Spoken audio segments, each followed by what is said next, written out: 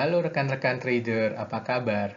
Nah, di seri Trading Journal yang pertama ini, saya akan sharing jurnal trading saya di saham BRI Syariah.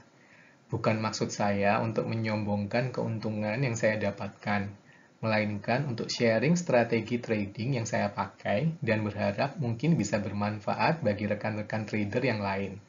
Nah, di seri Trading Journal ini, rekan-rekan bisa melihat trading plan saya mulai dari strategi beli sampai dengan planning take profit saya.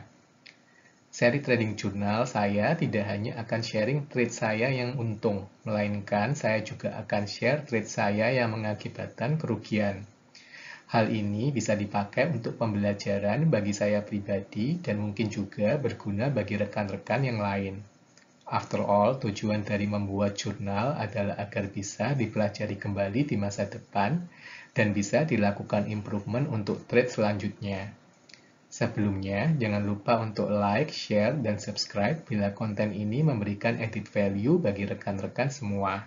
Silakan juga untuk komen di kolom komentar jika ada pertanyaan dan masukan. Nah, sekarang mari kita lihat chart BRI Syariah sejak IPO-nya di bulan Mei 2018. Nah, sangat penting buat kita para trader untuk bisa zoom out dan melihat big picture dari chart suatu saham. Di chart weekly ini kita bisa lihat BRIS dalam strong downtrend-nya. Sejak IPO-nya di harga 600-an, BRI Syariah terus turun sampai di lowest-nya di harga Rp135. Nah, dari level tertingginya di 680, BRIS turun terus ke 135. Hal ini setara dengan penurunan 80%. Nah, perlu kenaikan lebih dari 400% dari harga lowest-nya itu untuk hanya bisa kembali break-even point. Nah, jika kita zoom in ke chart daily, maka kita bisa lihat setelah mencapai harga terendahnya di level Rp135, BRI Syariah naik dan mulai berkonsolidasi. Saat inilah saham ini mulai menarik perhatian para trader. Seperti di video-video saya sebelumnya, seorang trader harus memiliki edge atau sistem yang memiliki positive ekspektasi. Dan edge itu bisa didapat dengan mudah jika kita trade with the trend. Artinya, hanya buy jika sedang uptrend dan hindari membeli saham yang sedang downtrend. Nah, mari kita zoom in lagi di area konsolidasi ini. Nah, di sini kita bisa lihat sebelum berkonsolidasi, BRIS naik cukup signifikan dengan candle bullish dan volume yang relatif besar dibandingkan sebelumnya. Perlu diperhatikan juga jika saham ini masih sedang downtrend, terlihat dari harga yang masih di bawah moving average 150. Setelah naik, saham ini kemudian berkonsolidasi di dalam box merah. Saat berkonsolidasi, perlu diperhatikan pergerakan volume di area box ini. Saya sendiri ingin melihat volume yang terus menurun. Hal ini menandakan selling pressure yang sudah mulai berkurang. Setelah berkonsolidasi selama beberapa minggu, maka BRI Syariah memberikan peluang untuk kita tradingkan jika menembus area konsolidasinya.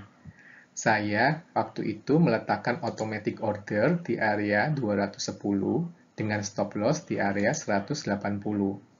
Planning saya waktu itu, jika terjadi false breakout, maka saya akan jual setengah posisi saya untuk mengurangi resikonya, mengingat saham ini sedang masih downtrend.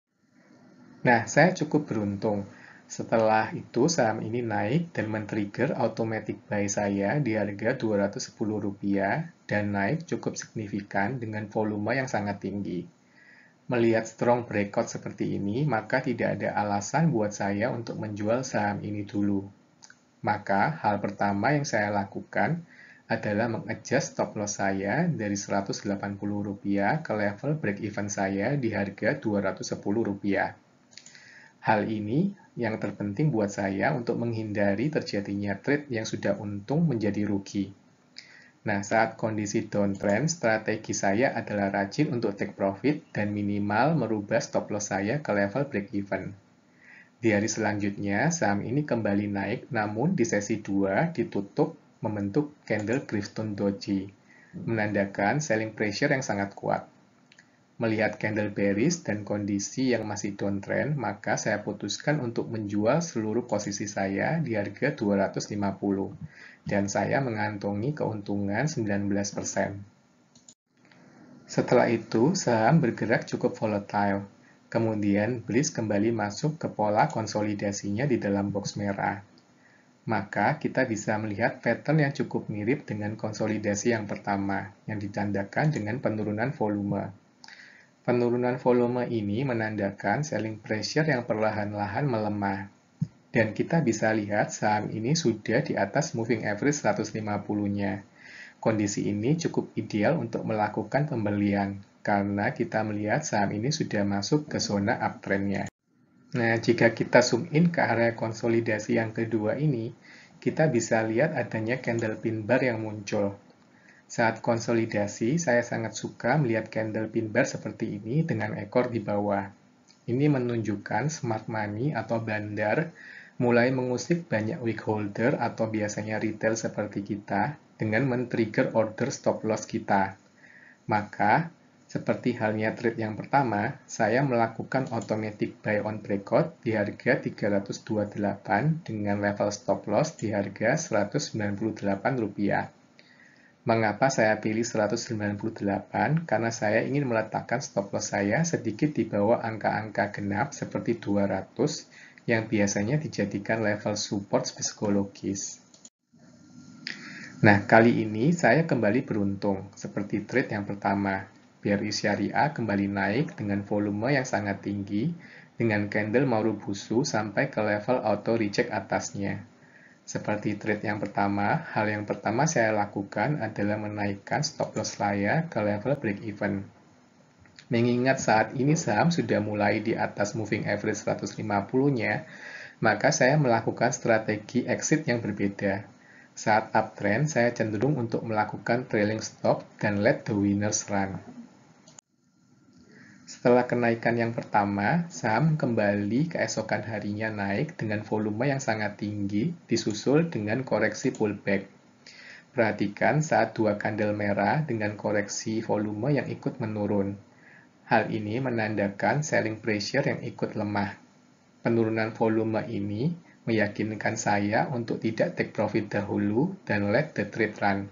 Sampai saat ini, saya masih hold saham ini dengan floating profit sekitar 46%. Nah, demikian rekan-rekan trader, trading jurnal saya kali ini semoga membantu. Silakan juga tuliskan di kolom komentar jika rekan-rekan ada masukan dan koreksi. Sampai jumpa di trading jurnal yang lain.